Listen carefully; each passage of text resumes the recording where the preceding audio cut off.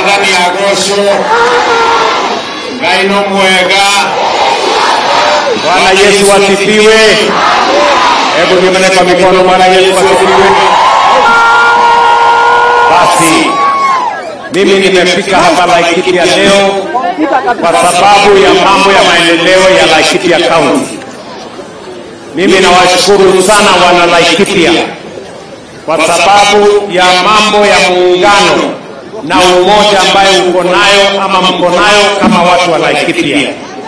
Na leo mimi nimefika hapa na viongozi wengi kwa sababu wakati tunapanga mambo ya maendeleo ya Kenya, tunataka mambo ya maendeleo ya Laikipia iwe katikati ya hiyo maneno ya maendeleo ya Kenya.